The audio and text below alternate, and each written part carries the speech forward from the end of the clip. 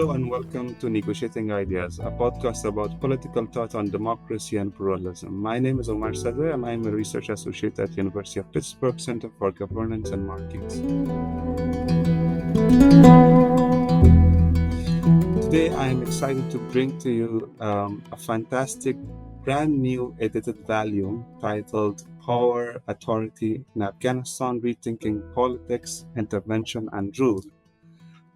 Where I have contributed a chapter on how the Third Republic of Afghanistan between 2004 and 2021 failed due to its inability to sustain meaningful pluralism. This book is edited by three distinguished scholars, Anna Larson, Dipali Mukhopadhyay, and Omar Sharifi. And I'm really glad today to have Anna with me in this episode. Anna Larson is a writer and researcher who has spent some time in Afghanistan and worked in Afghanistan since 2004. She has taught in SOAS, the University of London, and Tufts University. Her PhD in 2013 explored concepts and forms of democratization in Afghanistan. Anna, welcome and thanks for accepting the invitation. Oh, thank you. No, it's a real honor to be here. Thanks, Omar. Of course. Let me ask you first, what this book is about and how did you come up with the idea? So I have read it and I have a chapter, as I said. I'm really interested, and probably the ones who will be looking forward to read this book, they want to know what this book is about and how did you come up in a critical juncture when I think the Republic fall apart in 2021. And you guys came up with this idea to get together a number of scholars, not just Afghanistan nationals, but also internationals, some of the internationals and nationals. So tell us more about the book. Sure.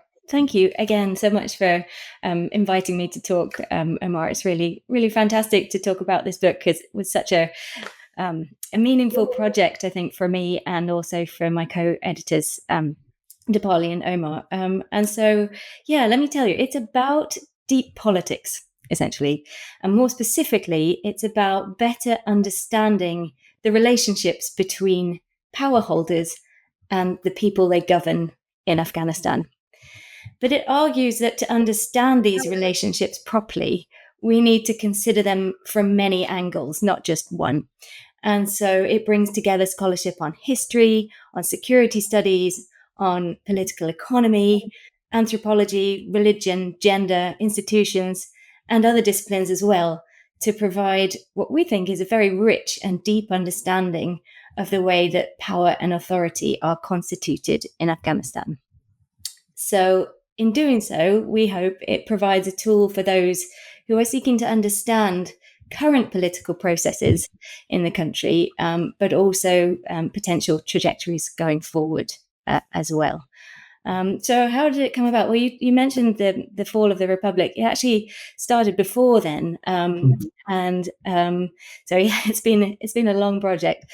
But it came about because I was originally asked to review a proposal for a new handbook on Afghanistan.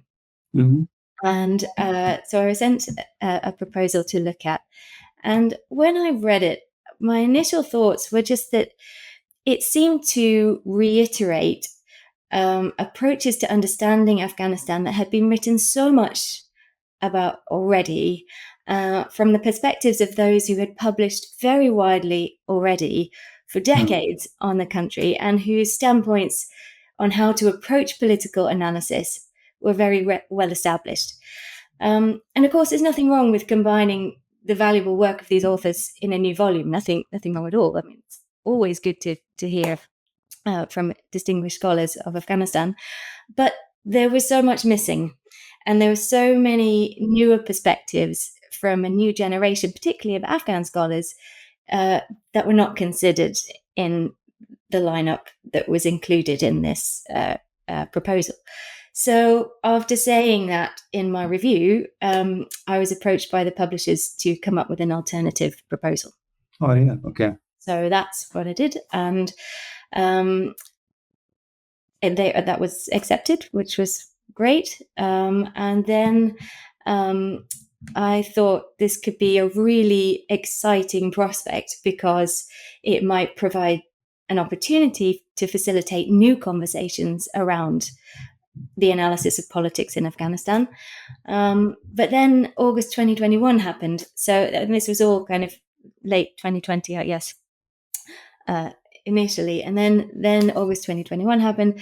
And it seemed then even more important to provide a space for new post-intervention analysis of the Third Republic and the recording of lessons learned in that time, but also of the historical lessons of the past and thoughts about future paths as well.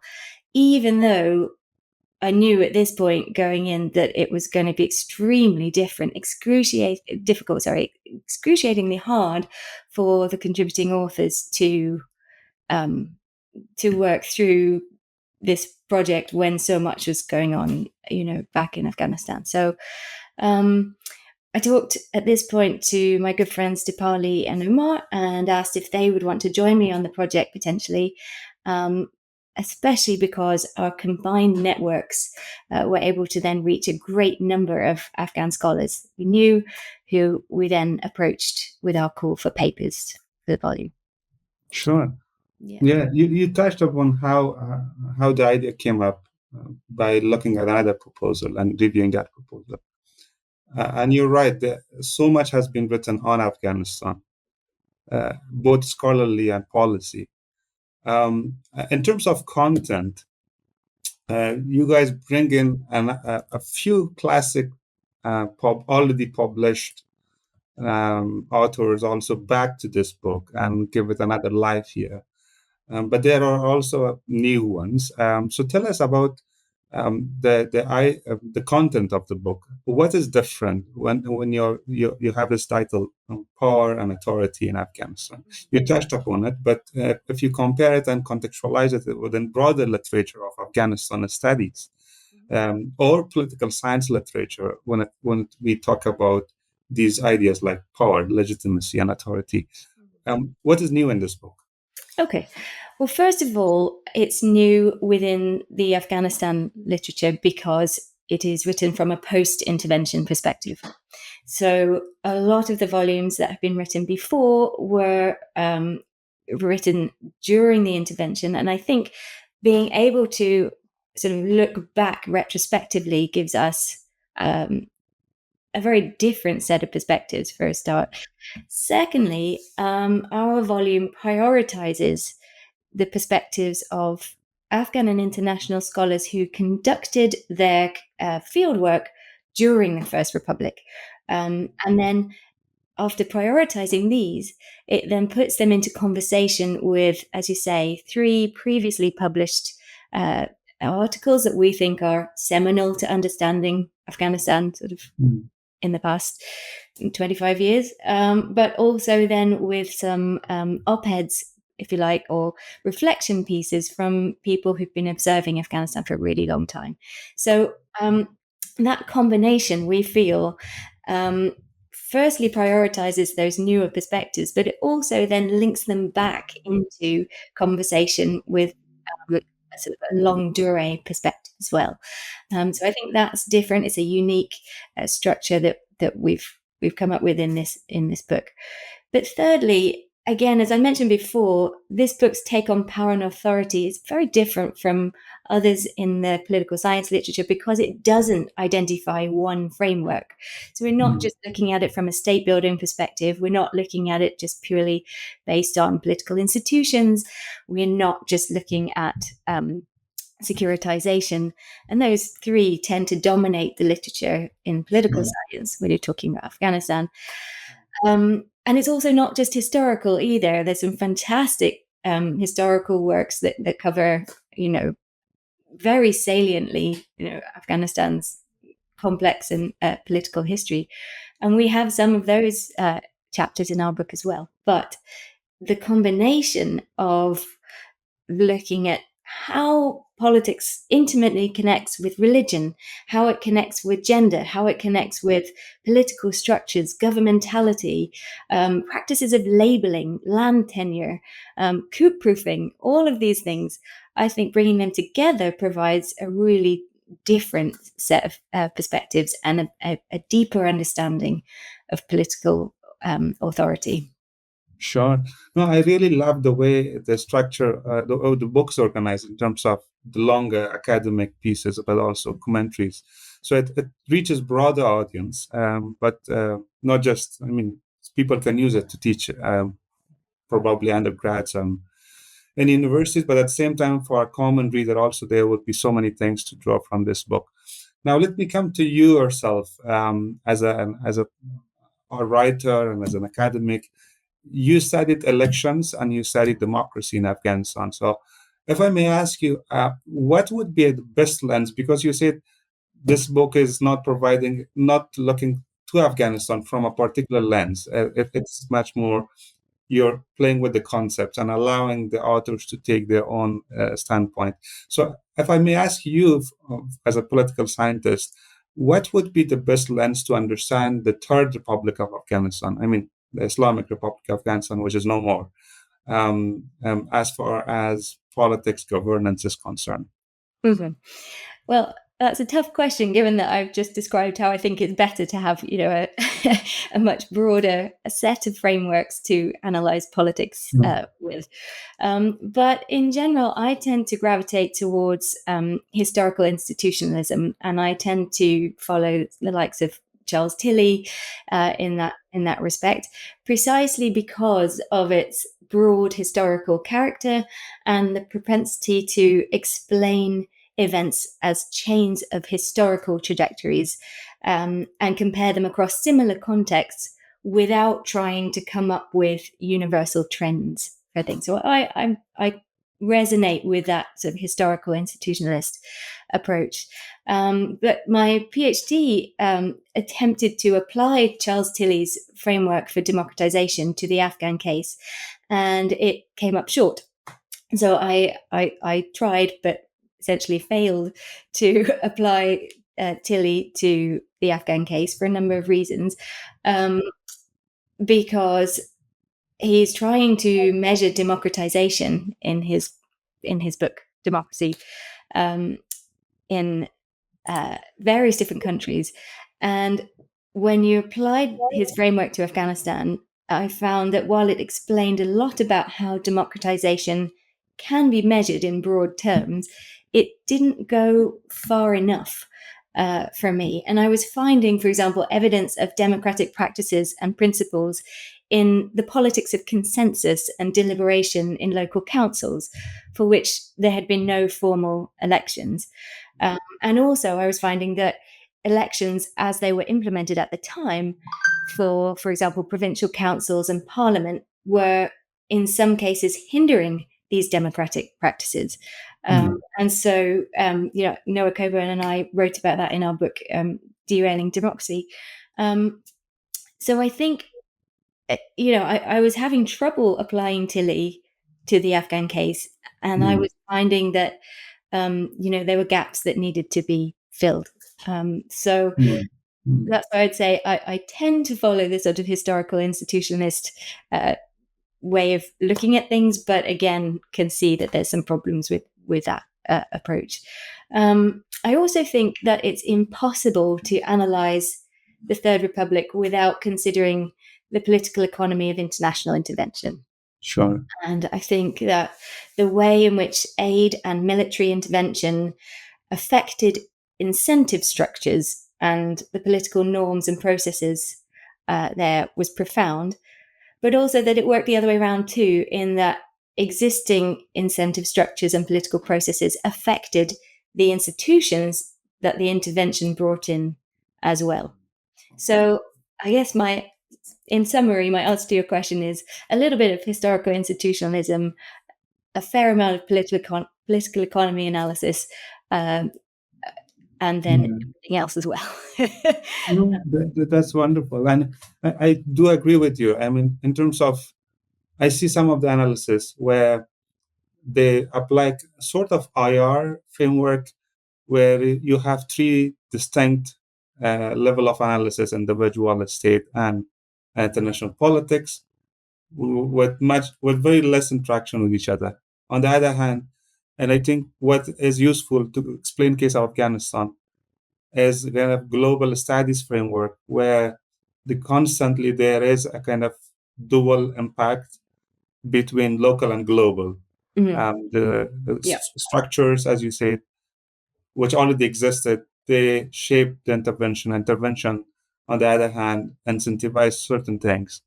And I think it's much more important for scholars who study Afghanistan, which is not I don't want to exceptionalize also Afghanistan, that some people will say, well, this is a quite unique case and what we have to do differently. But I mean, this global local interaction is much more important. And in terms of your framework on democratization, and I have written in this volume on deliberative democracy and pluralism, to my idea also, if one wants to explore how pluralism failed in Afghanistan, typically one cannot draw and apply a theory, um, particularly Western centric, let's say multiculturalism, to explain case of Afghanistan. That cannot simply explain what's going on in Afghanistan, either in terms of how it failed or otherwise. That nuance is much more important, I think. I think you're absolutely right. I think any analysis that doesn't take into account the impacts of the international intervention and the political economy that was sort of developed around it really misses it misses such a significant set of political changes that it doesn't really grasp what was going on at the time. So. Yes. And this brings me to another question that you, I think, beautifully articulated in the introduction, saying that very dominant concepts that has been at least occupied political science literature in the last 2 decades, like failed state, good governance, post-conflict governance, these cannot explain case of Afghanistan. So you not only challenge methodologically, but also you challenge these concepts, which has been not used just in case of Afghanistan, but for example, issues like post-conflict and failed state about African countries. So the question would be, what would be alternative? New epistemological approaches to power and authority that we can probably look at it? Yeah. Well, I think you have to look at what the frameworks like these were designed for. And I think one of the reasons I really struggle with them is that they were brought in essentially, so we're talking about failed states frameworks or fragile states or good governance, this kind of thing. They were brought in, particularly in the early years of the intervention, and were designed for international donors, essentially to help them, if you like, make legible the Afghan context. And here I'm borrowing from James Scott, but that's why they're limited, because they were created with already prescribed parameters and assumptions, right? Such as the idea about what legitimacy is or what participation is, free and fair elections, even the terms state and citizen. Whilst I'm not saying they don't apply to the Afghan case, I'm saying they come in with a baggage, if you like. They are normative. They have normative assumptions tacked on to them. And so these are applied to the Afghan case in these big frameworks, and then they're made to fit the context so that the donors could understand better and quantify better, and I think that's key, the extent of their influence and the outputs of their own taxpayers' money. And of course, this is understandable. Their responsibility is to show their own taxpayers, that the money is being spent well, etc. But these frameworks then have to be recognized for what they are and for what they're not. And I think they're not holistic mechanisms for political analysis. So, and yet they are sometimes portrayed as such. Sure. And so, in addition, almost without exception, they fail to take into account the impact of the international intervention itself Mm. in furthering instability. Sure. And so, they're not self-reflexive. They don't have a Mm. category that says, okay, well, this state is failing because there's so much money that's being, you know, given out without any oversight and contributing to, institutional corruption or something like that. They don't have those sort of self-reflexive frameworks built in. And so, in our book, we suggest then, you highlighted that these are not good enough. That these frameworks don't really work well, and that instead there are sort of three essential components that could be used to make a better framework. Now, we don't prescribe this framework. We don't come up with the sort of the new version that people should then take and use as is. Yeah. Yeah. But we hope people will use our ideas and then move forward with them. So we suggest that, first of all, you need to look at logics of rule, so how Sure. power is conducted from the perspective of the power holders, and then Mm-hmm. legacies of intervention, which in Mm. itself then sort of allows for a sort of post-colonial perspective, if you like, on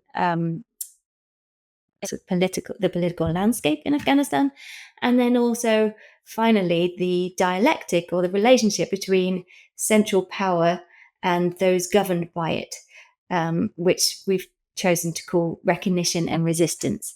But this is just a start. So those were our three categories, and we divided our chapters into those three sections. Mm. And I think if you combine those three, then you do get the basis of a holistic political framework that you could Yeah. use for analysis. But again, it's not something we prescribe. It's a Yeah. set of ideas, and we hope people will take it forward. Yeah. Yeah. Yeah. And use of concepts, you have been so conscious that you have avoided using concept of legitimacy, and you have stated that because of its normative dimension, you didn't want to include that at least in the title of the book. Right. Um, Um, yeah. yeah. So on legitimacy, that one is interesting because obviously quite a few of our contributing authors choose to use this term, and they use the term in their own ways, and they defend it, and they do a really good job of that. We didn't choose it for the title of the book or in any of the main sections because it can be construed in many ways, and also international actors in the past, and particularly my own compatriots, have a history of misunderstanding what is considered legitimate by Afghans. So right back to, for example, the time of the First Anglo-Afghan War and the British reinstallment of Shah Shuja, for example, as king, the British assumed that his lineage and his lineage alone would trump any claim that Dost Muhammad had to the throne.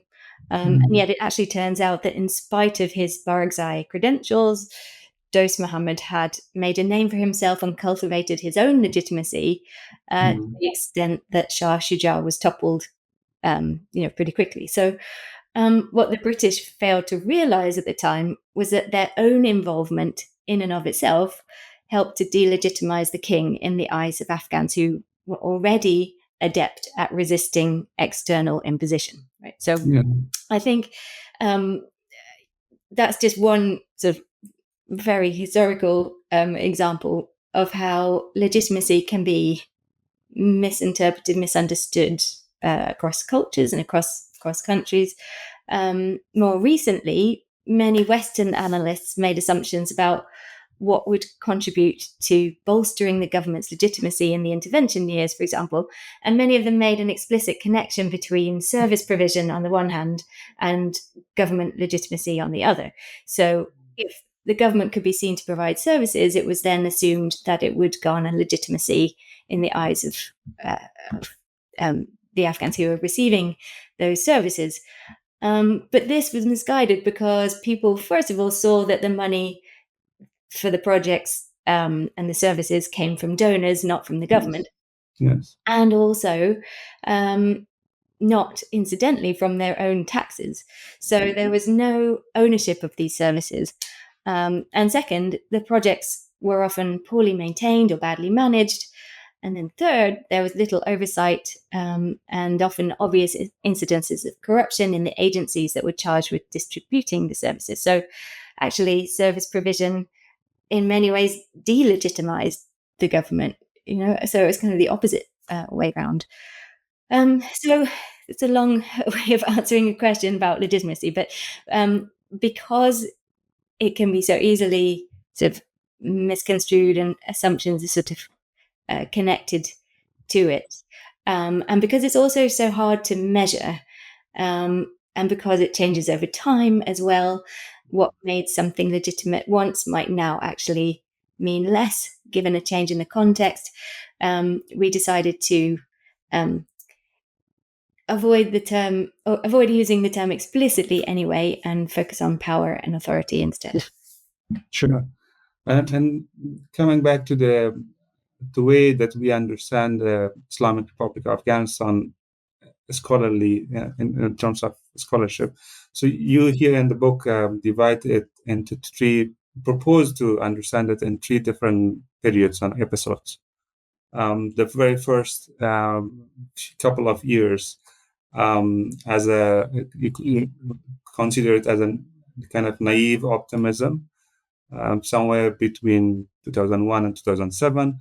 And then the second era is denialism and mission creep, where lots of intervention, increase in intervention, both in terms of military and financial aid.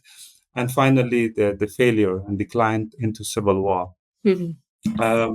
But in the book, also, many other contributors are cautious of clearly demarcating between post 2001 and pre 2001, in the sense that they see continuities. Yes.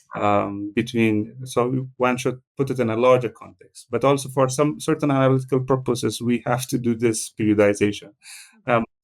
Tell us more about how did you come up with this, and I think it's very interesting to explain case of Third Republic. Well, let me just clarify here that when we were making that division, we were dividing the intervention into three parts and not the Republic as a whole. So, really, in that section of the introduction, we were just trying to look at the international involvement and split that into three parts. And our aim in doing so, I think, was to highlight the differing approaches of international actors as time progressed. So I don't think this periodization helps us to understand Afghanistan as a whole in the 21st century, but I do think it roughly helps to explain how international engagement shifted over the years. So it's just one aspect of the Third Republic. And in turn, as I suggested earlier, this then impacted the political landscape itself by influencing incentive structures and political norms in different ways. So in 2001 to 2007, the internationals were largely optimistic about the prospects for stability, economic development, and state building more broadly. And this was echoed, I think, in Afghans' trust in the new institutions that were forming. And if you look at, for example, who was running for parliament in 2005, you had a really broad sweep of people from different backgrounds: teachers, NGO workers, the wives of warlords, a whole bunch, and business people. So a real mix of people that were running for parliament in 2005, which indicates to me that there was some trust that this could be a new venture, that this could be somewhere where voices could be heard from different perspectives. I mean, that's not even to mention the different ethnic groups and other groups that were putting themselves forward. So I think you can garner something from that broad spread of people that were applying to be candidates for parliament. The other thing you could look at sort of at the very local level, ordinary folks are building new additions to their homes. The diaspora were returning to the country, with returns, I think, peaking in 2005, 2006, something like that. Then from around 2008 to 2014, I think you had a real shift, something that I certainly witnessed at the time anyway. And that was this sort of denial and mission creep. People were starting to describe the security situation as a war for the first Yeah. time. And also, there was a huge increase in suicide bombings and a change in approach as well. In 2008, you had, I think, the first suicide bombing that attacked international civilians, not just military bases. And so, signifying a bit of a shift there. Also, I think at this point, Karzai was starting to talk about the Taliban as upset brothers. Again, an indication of a shift. The civilian surge coming in this point, and many more blast walls. So even the topography of Kabul, if you were driving around Yeah. it, started to look very different between Yeah. 2008, 2014 than it had done before. Or the concrete blast walls and things just popping up everywhere, and internationals very much being contained. And I mean internationals, particularly working for different embassies and the diplomatic missions, but contained and unable to access different parts of the country, which then limited the information they were privy to, and made their work difficult. And so I think you can see sort of a shift at that point. And then after the 2014 election, and the beginning of troop withdrawal, Obama had set that date for troop withdrawal. This essentially was a signal to the Taliban that the end of the international military engagement was in sight. Yeah. And so, it was a sort of call to wait it out and step up attacks, along with a sense of denial among the Afghan elite, perhaps, that the internationals would ever leave. So I think I don't want to hold fast to those three dates, but I do think that noting the shifts in attitude from the internationals helps to understand a little bit about the other political happenings in the country at that time. Sure. Yeah. And then finally, if we talk about the current moment of Afghanistan, the Taliban. Um, so the book also covers that. I think we have a few chapters talking and unpacking the Taliban.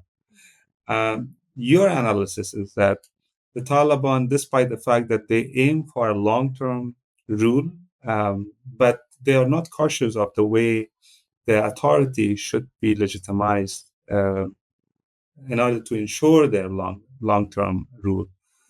As popularly in Afghanistan, even amongst the common people, when a country is war-torn, people prefer stability. So the Taliban probably may flag that stability as one of their key advantages.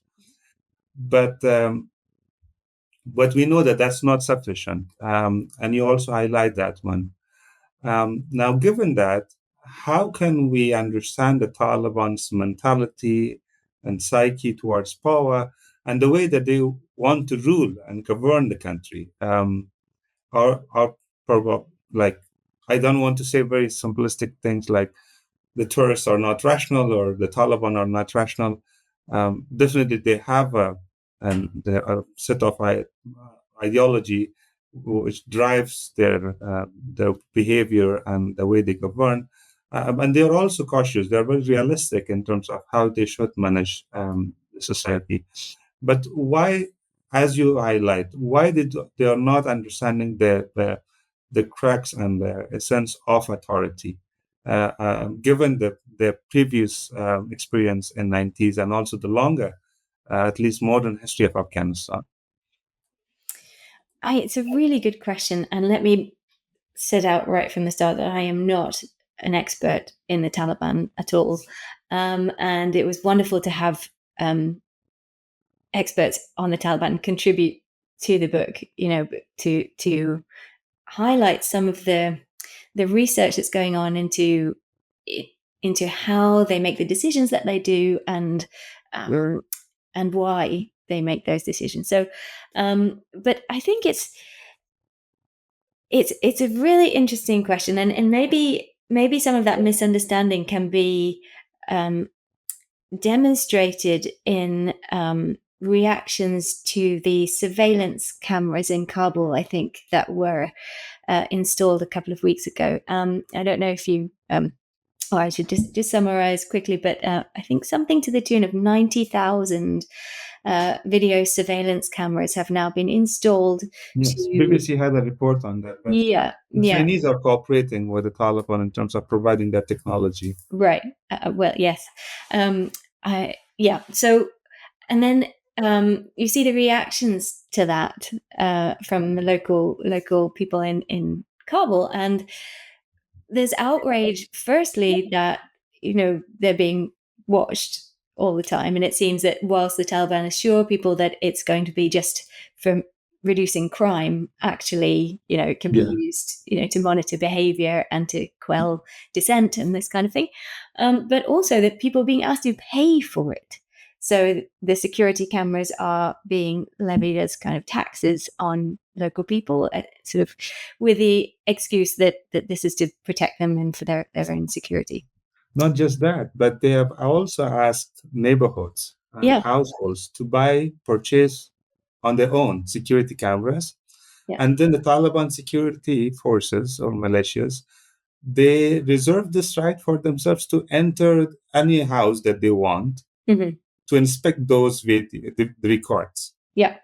So it's even your, personal private property is no more in your own control. So the Taliban makes you set the cameras, and then they will come and enter your house to take a look. Yeah. Yeah, absolutely. And so I think this is an example of the sort of overreach that is likely to really get under people's skin, like to really annoy people, and not just that, but also, really worry them. And I think whilst on the one hand you can see that the Taliban, with their sort of imposition of central control and their basically the setting up of a police state, has this sort of authoritarian character, it's missing the lessons from the past, where we see time and time and again that when you step over too far into people's private lives and people's sort of space where they can be separate from the state, then you incur resistance. And it's extremely difficult with people right now, with the economic situation the way it is, and with so many hardships being faced by so many Afghans across the country. You can understand why, and finally to achieve some respite from insurgent attacks. You can understand why people are not taking to arms right now. But I am convinced that the shelf life of this approach is limited. I'm absolutely convinced of it. And from historical analysis of politics in Afghanistan for the last 200 years, you can see that there are lines that once they're crossed, incur resistance, and a lot of resistance. And so that's what makes me tentative about sort of assigning this sort of term of authority to long-term authority to Taliban rule. And the other thing is, if you look in the past as well, you can see that, as I mentioned earlier, one of the things that really undermines the authority of any governing power in Afghanistan is the perception that they are a puppet state and that there's interference from outside. And you mentioned China providing these security cameras. I think whilst at the moment the Taliban is doing a good job of portraying itself as an Afghan movement, that is staunchly nationalist and, resist as a post-colonial movement that's resisting and international interference and doing its own thing, and telling Trump that he's emotional for, talking about the military equipment in Bagram and blah blah blah. I think they're going to have to make regional concessions at some point. They're already talking with India, they're talking with Yeah. Uzbekistan, with Russia, with Iran, and so if it gets to the point where people think that external intervention is determining how they're governed, then again, that's going to undermine authority. Of course. There's a well-known phrase from Thomas Hobbes which says, perception of power is power. And you Yes. say that about the perception of the people that they consider the Taliban as puppets. Mm-hmm. I think the people of Afghanistan, to a large extent, that they are politically very sharp and conscious. Yeah. And the way that, for example, in certain neighborhoods and zones in Afghanistan, the Taliban are completely considered as an alien Mm. which doesn't resemble probably the locals. They came from somewhere else. And apart from the fact that they draw support from all authoritarian regimes, the fact that they harbor, let's say, TTP, which is it's not a Afghanistan phenomena. It's similar to Taliban, and it follows the same model and the same ideology. But at the end of the day, even for the people in Kandahar, when the news came that people are angry and upset that they don't know and that Hibatullah is distributing lands for these TTP guys in Kandahar. So yeah, that tells a lot about how people perceives the Yeah. Taliban. Yeah. No more, the Taliban do not associate. Uh, I think my assumption is that the Taliban with power and with authority. Mm-hmm. Instead, they are seen as much more dependent Yeah. on a complex network of both West, the way that the United States was sending cash to Mm-hmm. Afghanistan, but also its own regional network of madrasas, ulama, and these tourists. Yeah. Yeah. I think also, with the divisions that seem to be emerging as well, there are always been divisions within the Taliban, but, with recent rifts over girls' education, and Stanixai apparently Mm. leaving the country supposedly for health reasons, but people are seeing these divisions, Mm. and I think that's important as well. As you say, this perception. If people perceive the Taliban to be a unified, controlling force, that's one Yeah. thing. But if they see that there are, rifts and underlying Disagreement. facts, then again, that's an undermining of their authority. On this division within the top rank of Taliban, I have my own understanding, and the sign of the sense whole little savvy, I think, so far. Mm-hmm. And that is because the type of authority within the Taliban regime is quite unique. It is an ulama-centric, madrasa-centric Right. regime exclusively. If you're a cleric, if you're a Maulawi, then you have a legitimacy to rule. People like even, of course, Sanizai is not a mullah. Nope. He didn't have that power to push whatever he wanted to say, despite the fact that he constantly referred back to Quran and Hadith and Prophet says this and how we should govern and why justice and adl is important and adl is very central to Islamic political thought. But because he is not a mullah or he is not graduate of a madrasa, he didn't have a credential to talk about all of those. And my assumption is even Sarajuddin Akhani, who is very powerful to challenge the leader, he is not also the same. So Mm, he doesn't have that religious authority because the regime is centered around religious authority. right. And tribe is important, but first comes religion. So these guys will have certain disagreements, but I don't know to what extent they will be able to undermine Hibatullah's religious authority. That is quite important. Yeah. Real politics may come very crucial at some point of time, but that will take time, I think. Yes. Oh, I couldn't agree more. I think that's absolutely right. And I think uh, that religious authority is such a huge component to the relationships that the Taliban have with their constituents. Yes. That, again, going back to sort of how you understand power and authority, without that, just you really miss a huge sort of segment of understanding, right? You can't understand the current regime in Afghanistan without considering religious authority. So, yeah. All right. So with that, thank you so much, Anna, for talking to me in this episode. It was really a pleasure. No, thank you. Pleasure's all mine. And thanks to our listeners for listening to this episode.